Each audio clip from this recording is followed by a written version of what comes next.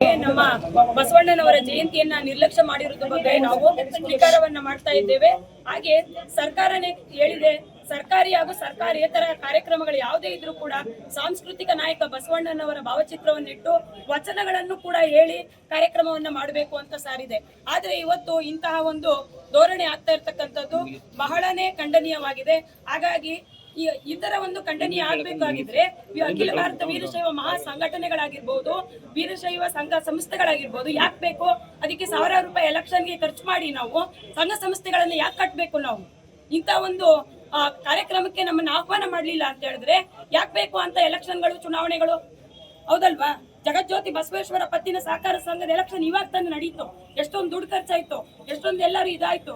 ಆದ್ರೆ ಇವತ್ತು ನಮ್ಮನ್ನ ಕಾರ್ಯಕ್ರಮ ಕರೀಲಿಲ್ಲ ಅಂತಂದ್ರೆ ಅಂತ ಚುನಾವಣೆಗಳನ್ನ ನಾವ್ ಯಾಕೆ ಮಾಡ್ಬೇಕು? ಹೌದಲ್ವಾ? ಅವೆಲ್ಲ ಎಷ್ಟೊಂದು ಹಣಕಾಸಿಗೂ ತೊಂದರೆ ಆಗುತ್ತೆ, ಸಮಯ ಹಾಳಾಗುತ್ತೆ.